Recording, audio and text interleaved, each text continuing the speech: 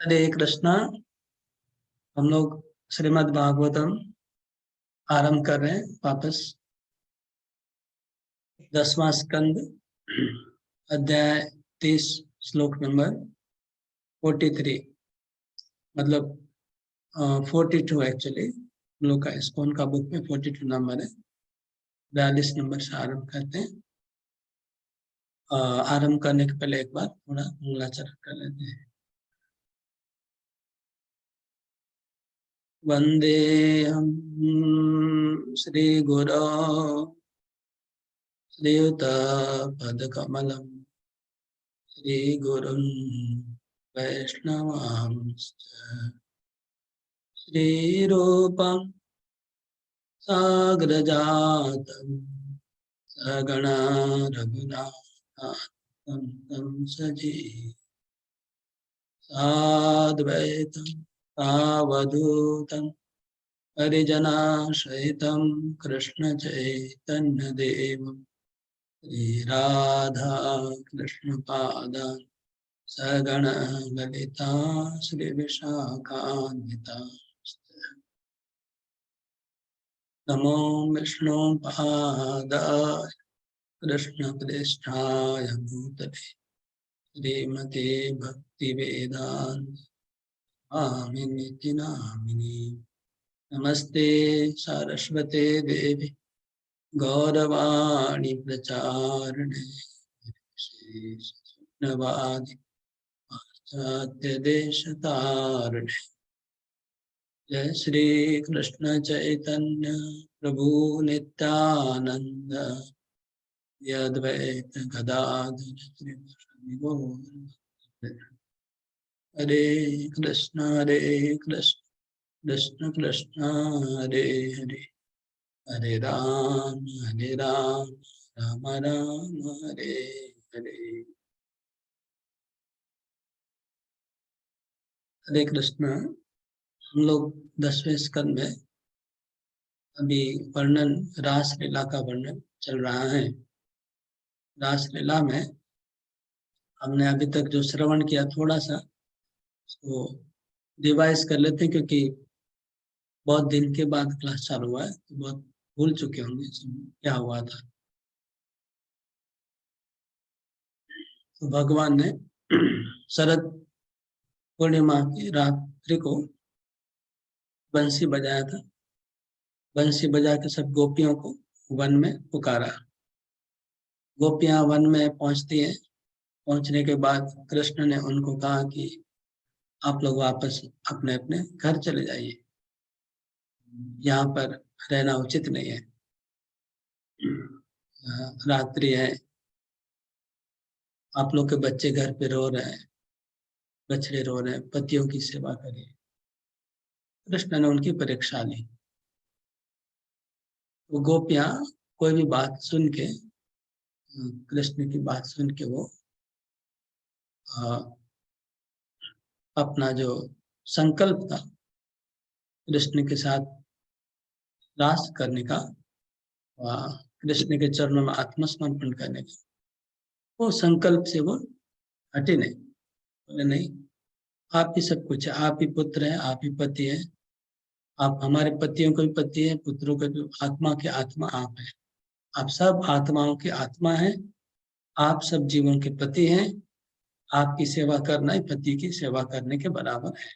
ये तत्व ज्ञान गोपियों ने बताया। जैसे कल राम किंकर ने पूछा था कि क्या उनको पता था कि ये भगवान है कि नहीं। तो ये बात तो हम लोग बोलते हैं कि गो ब्रजवासी कृष्ण को भगवान नहीं मानते हैं, लेकिन यहाँ पर गोपियों ने स्पष्ट कहा कि आप सब आत्माओं की आत्मा हैं, आप हमारे पतियों के भी पति हैं।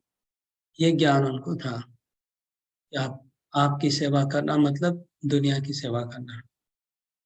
इस तरह से गोपियां कहती है और उनकी परीक्षा में पास हो जाती है। मतलब वो वापस यही सेम श्लोक, एग्जैक्टली सेम श्लोक ऋषि पत्नी ब्राह्मण पत्नी के बारे में आता है। ब्राह्मण पत्नियां जब आती है घर बार छोड़ के खाना लेके कृष्ण के पास, तब कृष्ण ने ब्राह्मण पत्नियों को यही श्लोक सुनाया था और ब्राह्मण पत्नियों को वापस जाना पड़ा। वो लोग भी बोले थे कि हम लोग वापस नहीं जाएंगे, सब कुछ छोड़ के आ गए घर बार, लेकिन उनको जाना पड़ा। ब्राह्मण पत्नियों जब वापस गए, वो लोग बोल रहे थे कि हम लोग अगर वापस जाएंगे तो हमारे पति हमें स्वीकार नहीं करेंगे, ऐसे ब्राह्मण पत्नियों ने कहा था। कृष्ण ने कहा नहीं नहीं, ऐसा बात नहीं है, मेरी कृपा से आप लोग घर जाएंगे तो आपको बहुत अच्छा वो लोग स्वागत करेंगे। तो जब ब्राह्मण पत्नियां वापस जाती है तो वास्तव में सब ब्राह्मण लोग अपनी पत्नियों की पूजा करने लगे, उनका सम्मान करने लगे, उनको गुरु की तरह सम्मान दिया अपनी पत्नियों को उन ब्राह्मणों ने। वो लोग बाद में रियलाइज किए कि असली भक्त तो यही है, असली ज्ञानी तो यही है, हम लोग मूर्ख हैं। ऐसे उनको बाद में रियलाइज हुआ। तो यहाँ पर गोपियों के केस में भी कृष्ण ने सेम बात रखी कि आप लोग वापस जाइए, और गोपियों ने ये नहीं कहा कि हम लोग वापस जाने से घर वाले हम लोग को नहीं करिए, ऐसा कोई पॉइंट नहीं रखा था। और गोपियों के केस में भी सेम हुआ। गोपियां जब रास नृत्य की, वहां पर भी भगवान की शक्ति, काम की योग में आ शक्ति, और उनके जो पति थे और उनके जो बच्चे थे, उनके जो माता पिता थे, उन्होंने ये देखा कि उनकी पत्नियां उनके साथ में घर पे हैं। ये देखा। ये श्लोक आता है भागवत में, एक श्लोक में लिखा है, मन्य मानस व पार्श्वस्थान, मन्य मानस व पार्श्वस्थान, पार्श्वस्थान व्रजो कषण। ब्रजवासी ने अपनी पत्नियों को अपने पास में सोई हुई देखा। ये भगवान की योग माया से हुआ। अब इसके बाद कृष्ण ने रास आरंभ किया। जब कृष्ण को गोपियों ने सब कृष्ण की एक एक बात को खंडन किया। कृष्ण ने 10-15 पॉइंट रखा था कि आप लोग को घर वापस जाना चाहिए। मतलब समझ लीजिए 10-15 पेपर था परीक्षा का। परीक्षा में अलग अलग सब्जेक्ट होता है, ऐसे गोपियों के सामने कृष्ण ने 8-10 सब्जेक्ट रखा था। एक सब्जेक्ट है कि आपको धर्म का पालन करना चाहिए, दूसरा सब्जेक्ट है आपको बच्चों की सेवा करना सर्वश्रेष्ठ है, बच्चे गाय की सेवा करना सबसे बड़ा धर्म है, पति की सेवा करना बड़ा धर्म है, और सबसे कठिन सब्जेक्ट था कि भगवान परमात्मा रूप में मैं सर्वत्र हूँ, आप घर में भी मुझे देख सकते हैं, उसके लिए आपको जंगल में आने की क्या जरूरत है।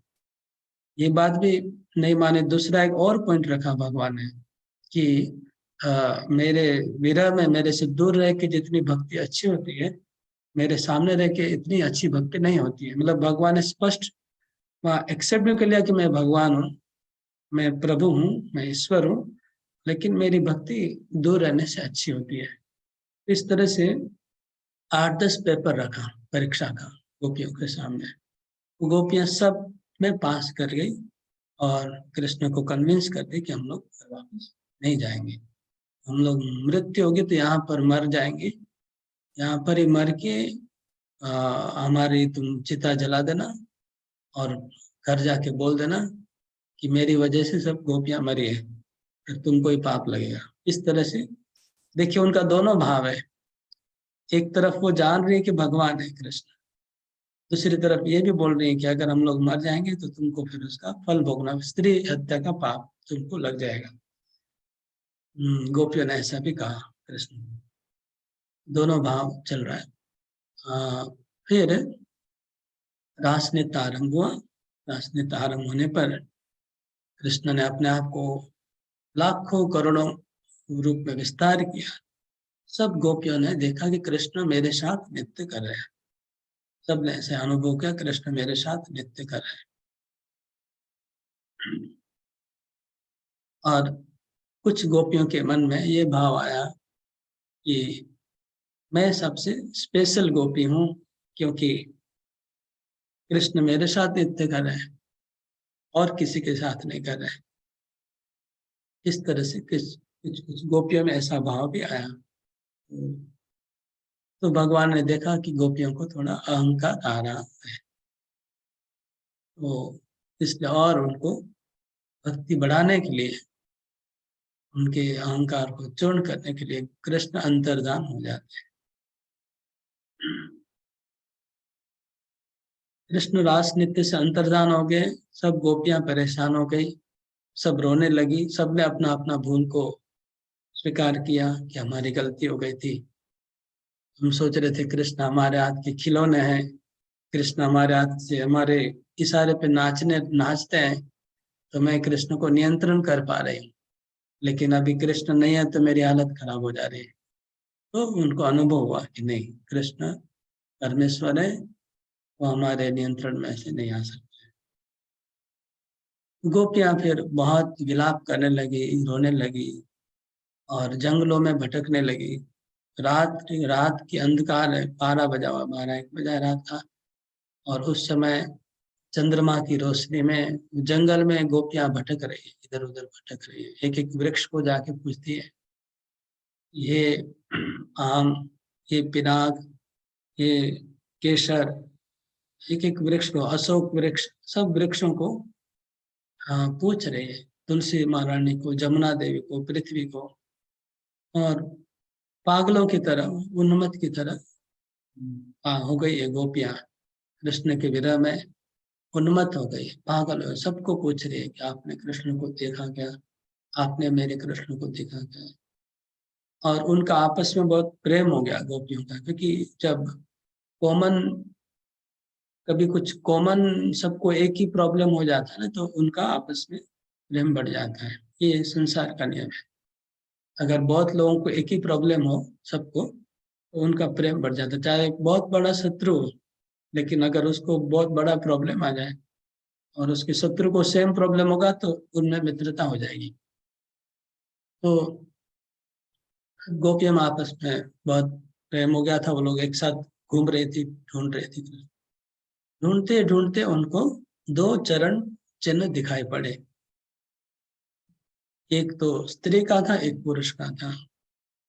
और बाद में देखा कि वो पुरुष के चरणों के चिन्ह में शंख चक्र गदा पद्म सब दिख रहे हैं, मतलब कृष्ण के चरण है। और वो स्त्री के चरण में भी पता चल गया कि राधा जी के चरण है। तो उनको पता चला कि राधा और कृष्ण दोनों निकले। तो उनको बहुत गुस्सा आया, कुछ गोपियों को, ये कि राधा अकेले हम लोग को कृष्ण से लेके चली गई, ये बहुत खराब है, बहुत डेंजर है, ये हम लोग को, इसकी वजह से हम लोग को मरना पड़ा।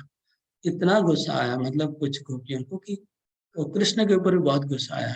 ये क्या है, हम लोग क्या कोई आदमी नहीं, क्या हम लोग क्या कोई स्त्री नहीं, क्या हम लोग क्या है, हम लोग को छोड़ के इस, मतलब अभी तक जो रो रहे थे वो सब रोना बंद, अभी तो गुस्सा आने लग गया। ये क्या किया, हम लोग को छोड़ के इसके साथ क्यों चले गए।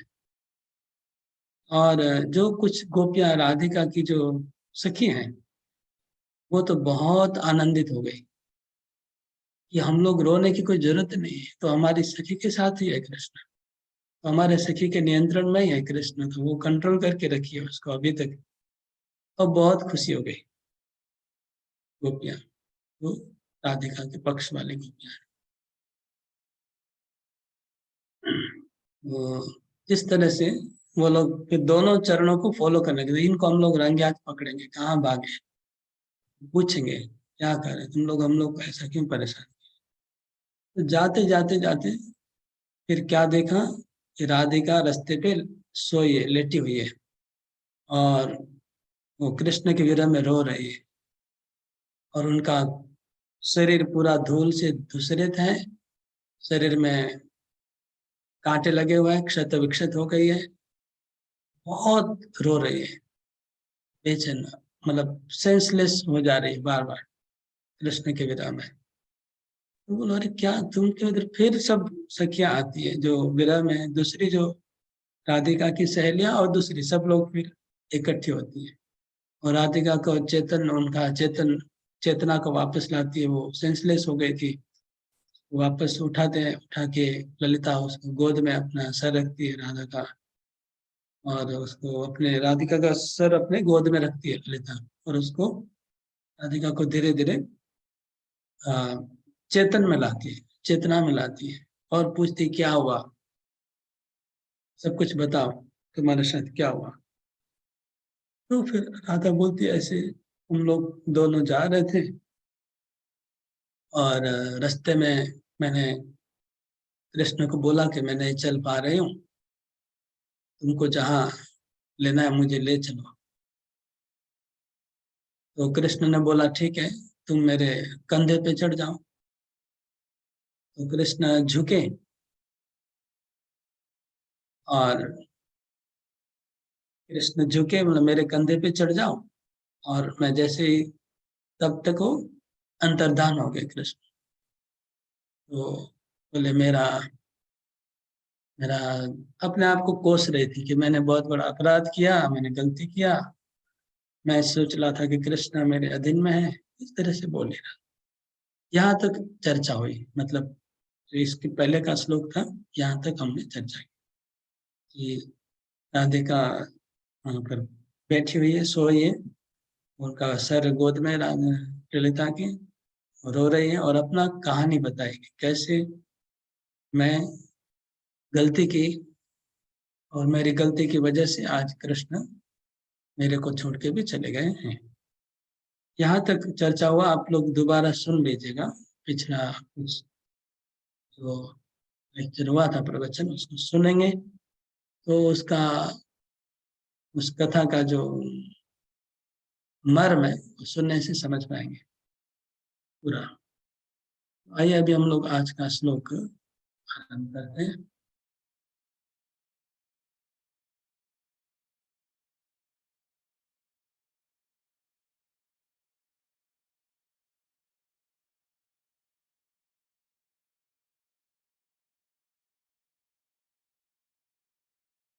ओम नमो भगवते वासुदेवाय। ओम नमो भगवते वासुदेवाय। ओम नमो भगवते वासुदेवाय। ततो विशन्वनं चन्द्र ज्योत्स्नायावत् विभाव्यते तमः प्रविष्टमालक्ष्य ततो निवृतो स्त्रियः।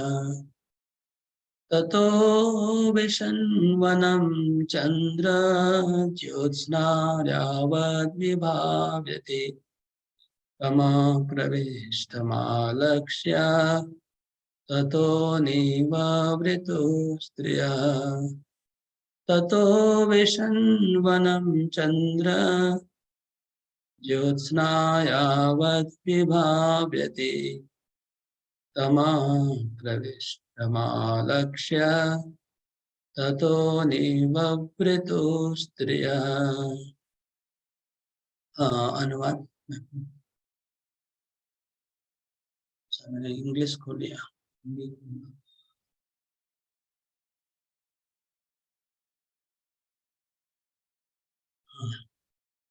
अनुवाद।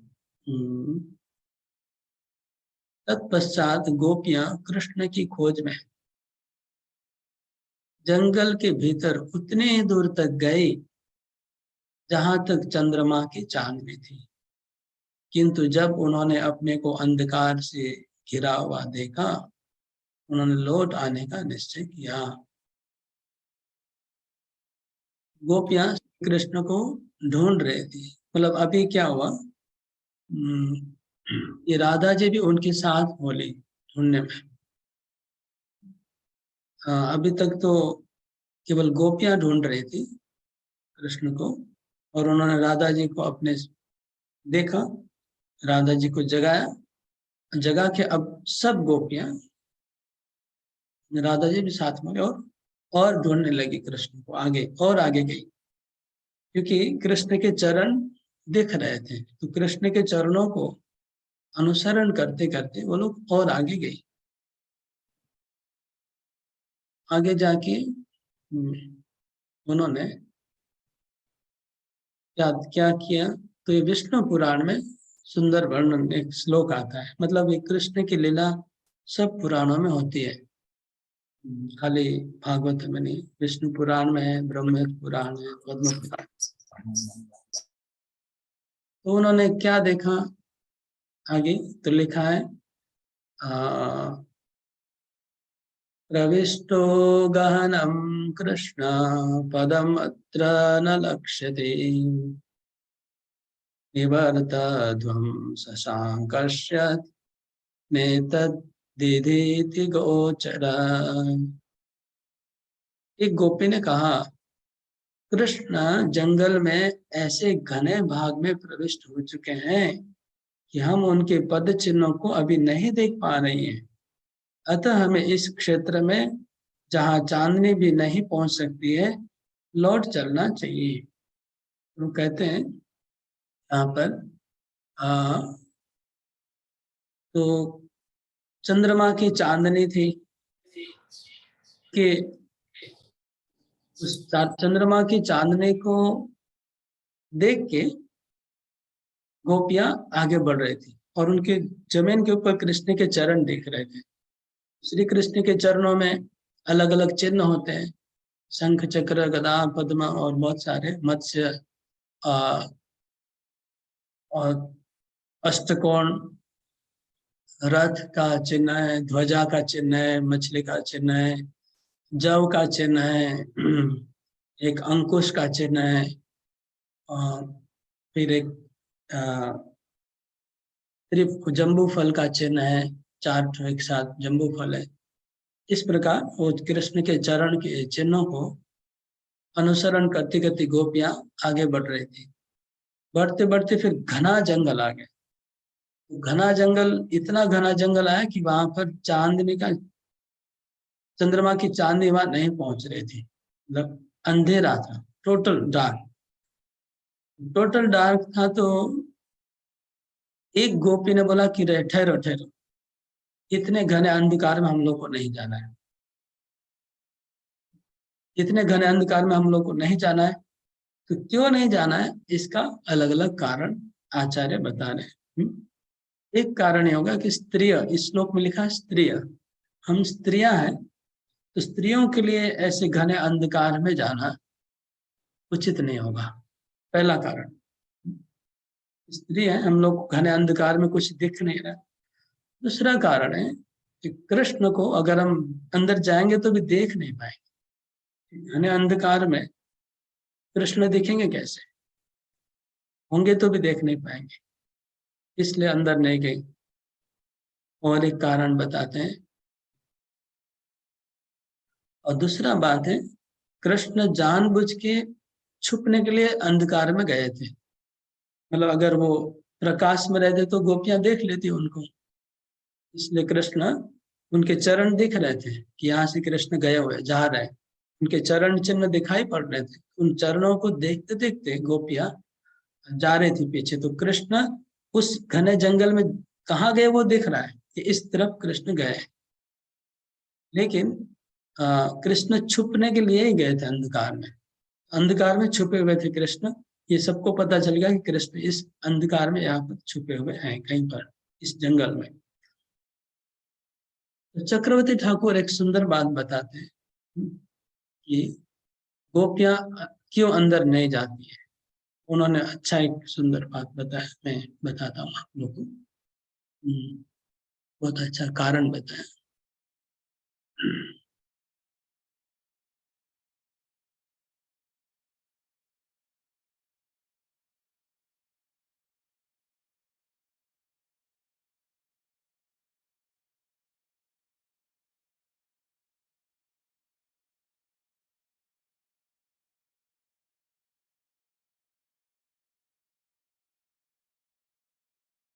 तो चक्रवर्ती ठाकुर बोलते हैं कि उनको डर था कि अगर हम लोग इस घने जंगल के अंदर जाएंगे, मैं इसमें सोच रहा था डायरेक्ट यहाँ से पढ़ के सुनाऊं, देखता हूँ पढ़ के सुनाता हूँ।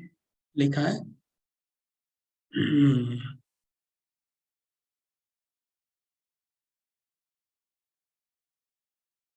ततश्च वैरग्रेण सखी दत्त हस्तावलंब्या तया सहैव ताम अन्वेषयाम आसु इत्याह। तो कहते हैं चक्रवर्ती ठाकुर कि राधा जी सो रही थी, मतलब लेटी हुई थी, और उनका शरीर धूल दूसरे था, चेतना नहीं थी, तो बहुत व्यग्रता थी। तो वो कैसे ढूंढने जाएगी, राधा कैसे ढूंढने जाएगी। तो कहते दो सखियों ने राधा जी का हाथ पकड़ा, दो सखियों ने राधा जी का हाथ पकड़ा और उन सखियों का हाथ पकड़ के उनको अवलंबन करके राधा जी को साथ लेके वो लोग सखियां आगे बढ़ी।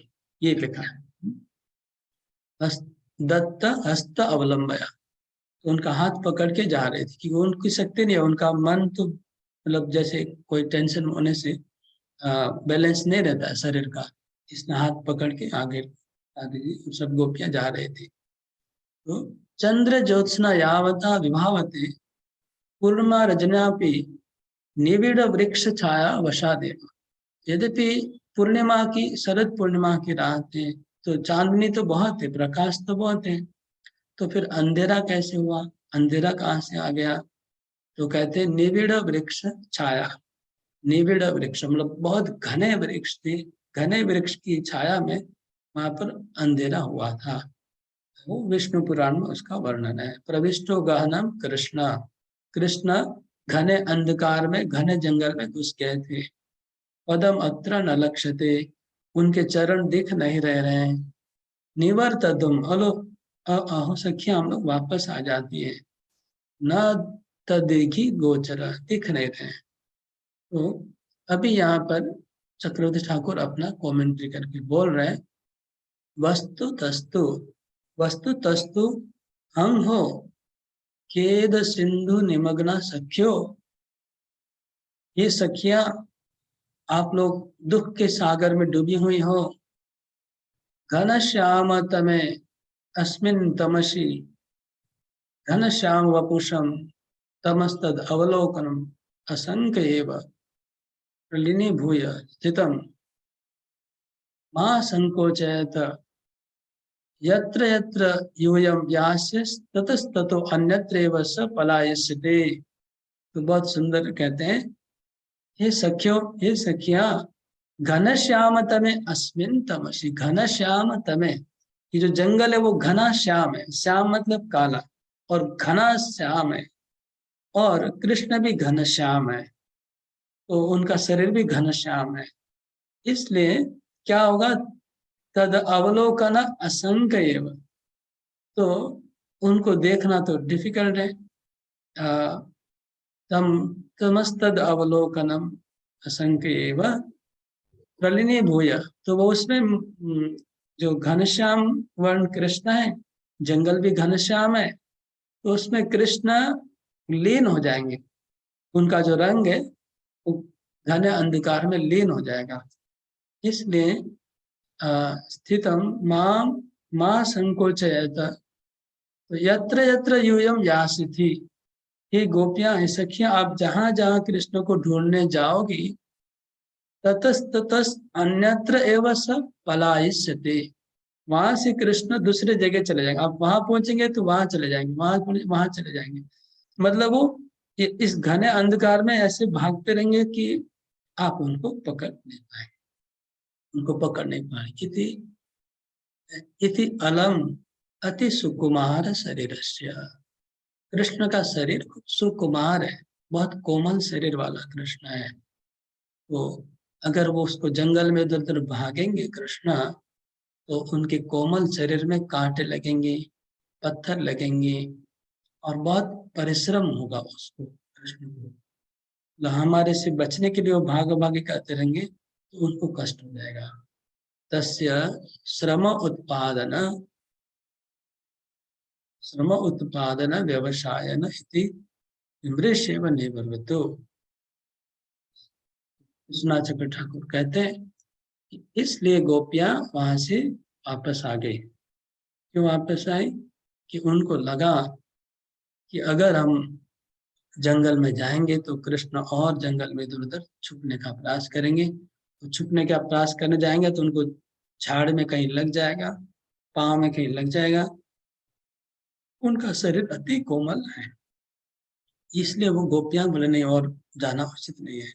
मतलब ये हुआ कि यद्यपि गोपियां दुख के सागर में है, कृष्ण के विरह में, और कृष्ण ने ऐसा कार्य किया है कि गोपियों को दुख मिल रहा है, लेकिन फिर भी गोपियां नहीं चाहती कि कृष्ण को किसी प्रकार का दुख हो, कष्ट हो। गोपियों के मन में ऐसा भाव नहीं है कि अब उसको भी कष्ट मिलना चाहिए, हमको इतना कष्ट दिया तो कृष्ण को भी कष्ट मिलना चाहिए, ये भाव जनरली रहता है। लेकिन गोपियों में ये भाव नहीं है। हम कल जब गोपी प्रेम के बारे में उस दिन पढ़ रहे थे, उसमें एक ये पॉइंट है कि वो गोपियां कभी भी कृष्ण को किसी प्रकार से दुखी देखना नहीं चाहती, कष्ट में नहीं देखना चाहती है। ये भाव गो वृंदावन का स्पेशल है, ये भाव अन्यत्र नहीं है। दूसरे जगह में भक्त लोग भगवान को कष्ट होने से तो ठीक है, अच्छा है, उनको भी थोड़ा कष्ट होना चाहिए। हम लोग को तो इतना कष्ट होता है, तो उनको थोड़ा कष्ट होने से पता चलेगा कि हम लोग कितने कष्ट में। ये दूसरे जगह ऐसा भाव होता है। दूसरे सब अ, लीला में देखा जाता है कि भक्त लोग भगवान का कष्ट होने से भी वो लोग कुछ सोचते नहीं है कि इनको कष्ट होगा। लेकिन वृंदावन में देखा जा रहा है कि गोपियां कृष्ण को एक तनिक भी कष्ट नहीं हो, ऐसा उनके मन में भावना रहती है हमेशा। भले उनको चाहे कितना भी कष्ट दे दे कृष्ण, कितना भी कष्ट दे, लेकिन कृष्ण को कष्ट नहीं होना चाहिए। ये पूरा ब्रज की लीला में देखा जाता है। लेकिन हम देखें द्वारका लीला में और दूसरी रामचंद्र की लीला में भगवान को कष्ट होता है।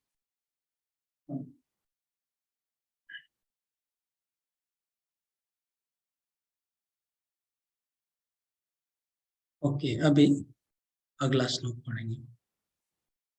गोपियां वापस आ जाती हैं, आगे नहीं जाती है। इसलिए नहीं जाती है कि कृष्ण को कष्ट होगा, अपने स्वार्थ से वापस नहीं आए। ऐसा एक लीला द्वारका का है, मैं सोचा हूँ याद आया बोल देता हूँ। जब कृष्ण के ऊपर जब एक कलंक लगा था, कलंक लगा था कि उन्होंने सामंतक मणि को छीन लिया है और उसको मार डाला है सत्यराजित को। तो इस कलंक की निवृत्ति के लिए कृष्ण अपने सब मंत्रियों को, सेना को लेके मणि को ढूंढने के लिए निकले जंगल में। तो पहले देखा रास्ते में एक वो उसका डेड बॉडी मिला जो मणि लेके भागा था, और उसके ऊपर सिंह शेर के पंजे की छाप थी। शेर के पांव को फॉलो करते करते आगे गए, फिर शेर को मरा हुआ दिखा पड़ा, शेर को भी मार डाला। और एक रीछ का, जामवन का उन्होंने चरण चिन्ह देखा। जामवन के चरण चिन्ह को फॉलो करते करते कृष्ण जब वो जामवन की गुफा में पहुंचते हैं, तो गुफा के अंदर कृष्ण चले जाते हैं। वो भी घना अंधकार था, उसमें चले गए। तो घने अंधकार में कृष्ण चले गए और बाकी लोग बाहर खड़े रह गए, मंत्री और सैनिक लोग। और उस अंधकार में जाके कृष्ण के जामवन के साथ जब कृष्ण का युद्ध हुआ, मैं डिटेल संक्षेप में बोल रहा हूँ, डिटेल सुनिएगा, बहुत सुंदर लीला है। जामवन के साथ जब युद्ध हुआ कृष्ण का, वो बहुत दिन चला, करीब शायद 18 दिन या 21 दिन चला, याद नहीं आ रहा है, 28 दिन। तो उस दौरान वो लोग 2 दिन 4 दिन 5 दिन खड़े थे बाहर। कितना देर खड़ा रहेंगे, बिना खाए बिना पानी पिए। तो 2 4 दिन खड़े रहे। उसके बाद जब अंदर से कोई रिस्पॉन्स नहीं आ रहा था, आवाज कर रहे थे, कोई रिस्पॉन्स नहीं आ रहा है, तो उन्होंने ये सोचा कि कृष्ण को जाम्बवन ने मार डाला है। ऐसा सोच के वापस चले गए सब लोग, और वापस जाके बैड न्यूज द्वारका में जाके सुना दिया कि कृष्ण गुफा के अंदर गए थे और जाम्बवन ने कृष्ण को लगता है मारा। मतलब शोक सभा भी हो गई द्वारका में। ये एक लीला है भगवान की। मतलब किसी ने हिम्मत नहीं किया कि हम अंदर जाके देखें थोड़ा कि क्या हुआ है। तो वो भी वापस आ गए कृष्ण को छोड़ के उस गुफा के अंदर ही। और यहाँ पर गोपियां भी वापस आ गई घना अंधकार देखे। लेकिन दोनों में डिफरेंस क्या है, गोपियां ये सोच के वापस आए कि कृष्ण को कष्ट होगा अगर हम अंदर जाएंगे। और यहाँ क्या था द्वारका लीला में कि कृष्ण को छोड़ के आ गए तो समझ रहे हैं आप लोग, मैं बोलना नहीं चाहता हूँ, लीला से समझ में आ रहा है कि कैसा है, दोनों का कंपैरिजन किया जा सकता है, भक्ति कितना है, वहां पर कैसा है, यहाँ पर कैसा है।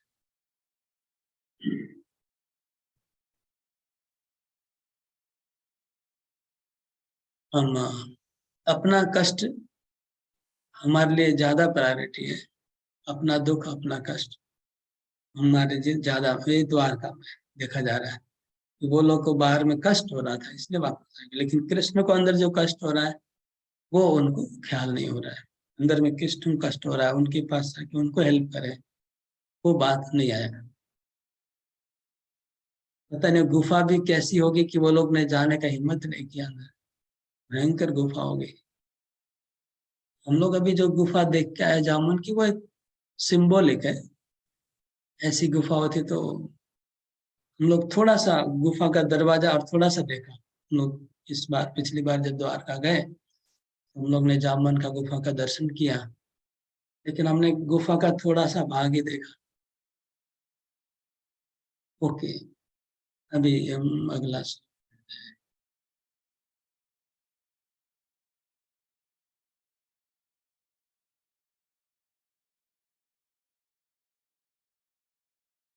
हिंदी वाला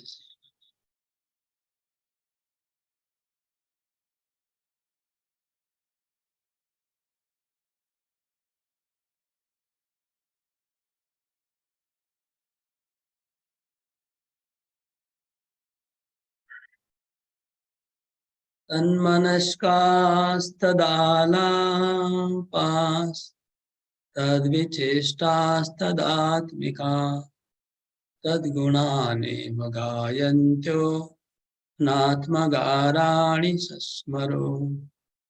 तन्मनस्कास्तदालापा तद्विचेष्टास्तदात्मिका तद्गुणानेव गायन्त्यो नात्मगाराणि सस्मरो।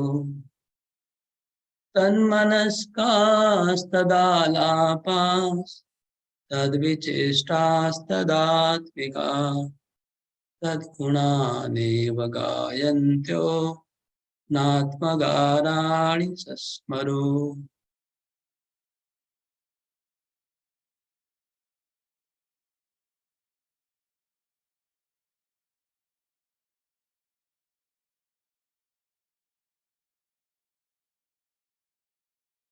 तन्मनस्का, तन्मनस्कास्तदालापा, तन्मनस्का, उनका मन गोपियों का कृष्ण में लगा हुआ था। कृष्ण बोलते हैं ना गीता में, मच्चित्ता मद्गत प्राणा बोधयन्त परस्परं कथयन्ति च मां नित्यं तुष्यन्ति च रमन्ति च। तन मनस का, गोपियों का मन कृष्ण में था। मन मना भव मद भक्तो, कृष्ण बोलते तुम्हारा मन मेरे में लगाओ।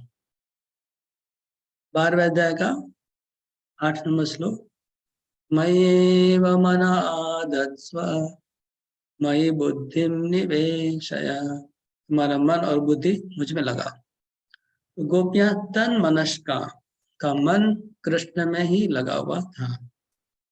तद आलापा, कृष्ण के आलाप कर रहे थे, मतलब मन उनका कृष्ण में, वाणी भी कृष्ण में है, उनका आलाप कथा जो बोल रहे थे मुखारविंद से केवल कृष्ण के बारे में, श्याम सुंदर कहाँ होंगे, घने अंधकार में है, छुपे होंगे, उनको कष्ट हो रहा होगा, और हम लोग से डर के, हम लोग से संकोच की वजह से सामने आने में उनको अभी संकोच हो रहा है।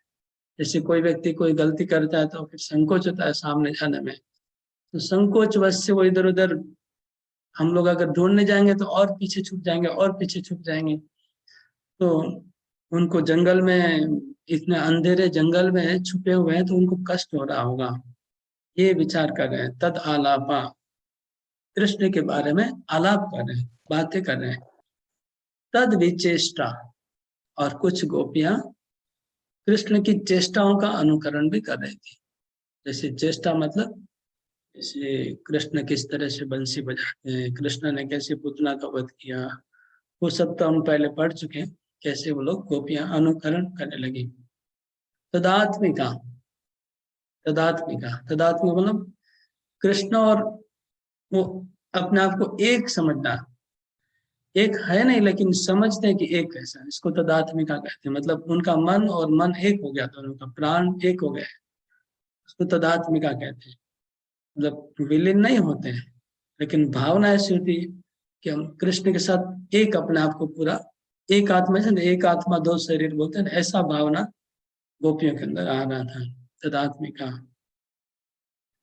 तद गुणानेव गायन्त्यो, तद गुणानेव गायन्त्यो, कृष्ण के गुणों का गान कर रही थी गोपियां, गा रही थी, कृष्ण की गीत गा रही थी। ये भक्ति की मतलब देखिए, यही भक्ति है। कृष्ण के गुणों का गान करना, कृष्णमय बन जाना, मन को कृष्ण में लगा देना, कृष्ण की वाणी, कृष्ण की चेष्टा, यही भक्ति है। अगर कोई भक्त, अगर आप भक्ति करते हैं, भगवान का कीर्तन करते हैं, अगर कीर्तन में आप डूब जाते, पूरा मग्न हो जाते हैं, तो वही श्रेष्ठ भक्ति। गोपियां वही करती हैं। गोलोक धाम में गोपियां यही कर रही है। क्या करे, वो गा रहे हैं और उसमें डूब जा रही है। उनकी कृष्ण के आलाप कर रहे हैं, उनका मन को कृष्ण में लगा रहे हैं। और इसमें लास्ट जो लाइन है, नात्म गाराणी सस्मरो, मतलब उन्होंने अपना घर को याद नहीं आया, घर की याद उनको नहीं आई। आत्मगारा, आत्मगारा मतलब, गारा मतलब घर, और अपना घर उनको याद नहीं आया गोपियों को। यही डिफरेंस है कि जब हमने बताया कि जब द्वारकावासी वो गुफा के बाहर खड़े थे, तो उनको घर की याद आ गई।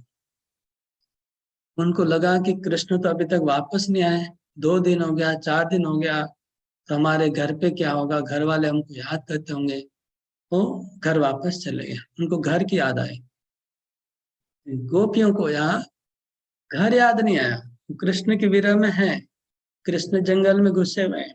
ठीक है, अभी कृष्ण को नहीं मिला, चलो वापस, क्या करेंगे, जब इतना ढूंढा, इतना ढूंढा, कृष्ण मिले नहीं, अब क्या करें, फायदा क्या है, चलो वापस घर पे जाते हैं।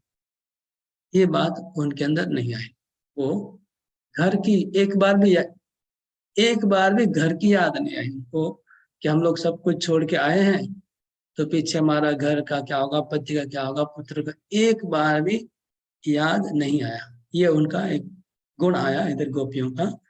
नात्म गाराणी सस्मृ, कि उन्होंने याद नहीं किया घर को बिल्कुल, लेकिन कृष्ण के याद में अभी तक डूबी हुई है। ये परीक्षा थी, ये परीक्षा भी वो गोपियां पास की। तो आगे कहते हैं, वस्तुतः शुद्ध भक्तों के लिए कृष्ण विच्छो नहीं होता है, यद्यपि ऊपर से लगता है कृष्ण गोपियों का परित्याग कर दिया था। श्रवण इसमें टीका में चक्रवर्ती ठाकुर, तन मनस्कत्वेनैव पूर्ववत् उन्मादस्य मानदे। तन मनस का जो शब्द है, चक्रवर्ती ठाकुर कहते हैं कि तन मनस का इसलिए बोल रहे हैं कि पहले के जैसे उन्माद अभी उनका नहीं था, उन्माद कम हो गया है। पहले जैसे उन्माद था वो कम हुआ, इसलिए उनका मन कृष्ण में लग रहा है अभी। तद आलापा, आलाप, कृष्ण के बारे में आलाप कर रहे थे। क्या आलाप कर रहे थे, तो बोल रहे हैं आलाप ये कर रहे थे, दृष्टो व कश्चित अश्वत्थ इतिवत आलापयन्त्य। क्या आलाप कर रहे थे, जैसे कृष्ण को आपने देखा, ये अश्वत्थ वृक्ष, कृष्ण कृष्ण को आपने देखा, इस प्रकार के आलाप कर रहे थे। उन्मादस्य मदुत्य तद विचेष्टा, और कृष्ण के कार्यों को अनुकरण कर रही थी गोपियां। कृष्णाय पिबत स्तनमिति, वो पुतना का लीला, इस सब लीलाओं को अनुकरण करी थी। मैंने वही बोला, ठीक है। तो अगला श्लोक है, बहुत ही इम्पोर्टेंट लास्ट श्लोक है इस अध्याय का। इसके बाद ही गोपी गीत आरंभ होता है।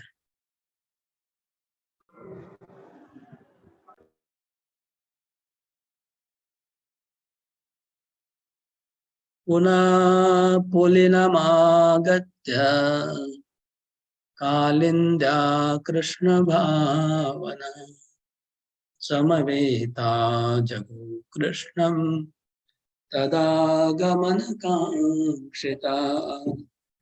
पुनः पुलिनमागत्य कालिन्द्या कृष्ण भावना समवेता जगो कृष्णं तदा गमनकांक्षिता। पुनः पुलिनमागत्य कालिन्द्या कृष्ण भावना समवेता जगो कृष्णं तदा गमनकांक्षिता। पुनः पुलिनमागत्य कालिन्द्या कृष्ण भावना समवेता जगो कृष्णं तदा गमनकांक्षिता। कोई श्लोक 7:30 पढ़िया जा रहा है, मैं पढ़ लेता हूँ। आज थोड़ा देरी से चालू हुआ था। गोपियां फिर से कालिंदी नदी के किनारे आई। कृष्ण का ध्यान करके तथा उत्सुकता पूर्वक यह आशा लगाए कि वे आएंगे, तो उनके विषय में गीत गाने के लिए एक साथ बैठ गए। यहाँ गोपी गीत आरंभ होने वाला है।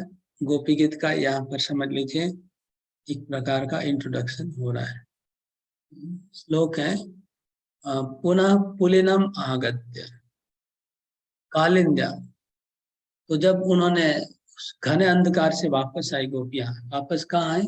यमुना के किनारे। कालिंदी मतलब यमुना, कलिंद पुत्री, कलिंद पहाड़ की पुत्री है यमुना, इसलिए कालिंदी कहा जाता है। तो कालिंदी यमुना के किनारे रेत है, पुलिन पुलिन, पुनः पुलिनम, पुलिन मतलब रेत, जिसको हम लोग सैंड बीच होता है ना, सैंड बीच, ऐसा रेत। रेत के ऊपर आए, चंद्रमा की रोशनी पड़ रही है, यमुना का पानी चमक रहा है, उधर सुंदर बालू है। वहां पर सब गोपियां आई। आकर के क्या करी? आकर के उन्होंने क्या किया? बोलते हैं कृष्ण भावना। हम लोग का संस्था का नाम है कृष्ण भावनामृत। तो कृष्ण भावना में डूबी हुई समवेता जगो, समवेता मतलब एक साथ मिल के, जगो, जगो मतलब गाया।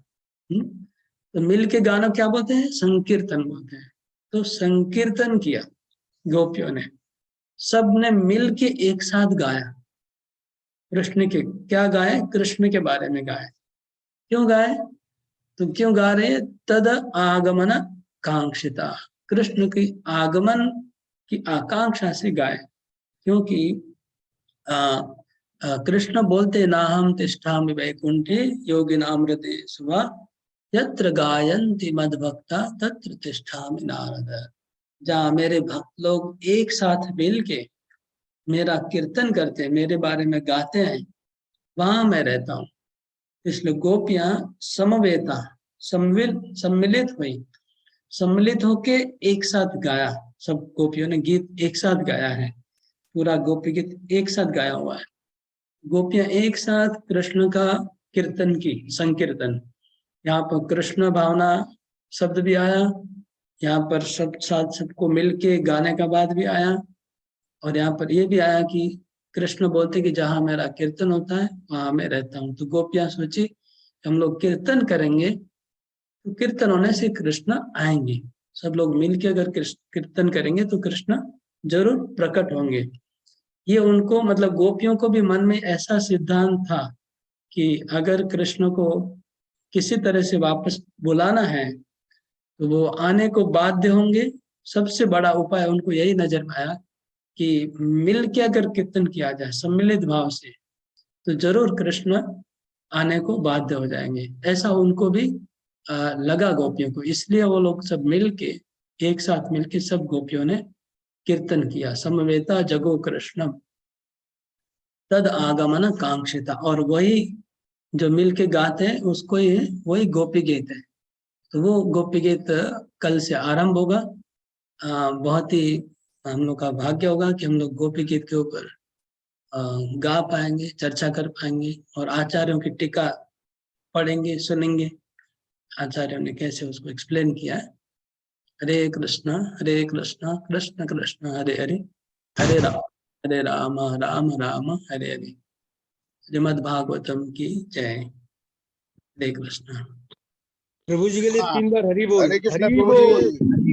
हरि बोल प्रभु। हरि बोल प्रभु जी, हरि बोल। जो बसंत पंचमी में चालू हुआ है ये 12वां स्कंद तक लगातार चलता हरि रहेगा, बोल। हरे कृष्णा प्रभु जी, दंडोत कृष्णा प्रणाम। प्रभु जी, रुके नहीं।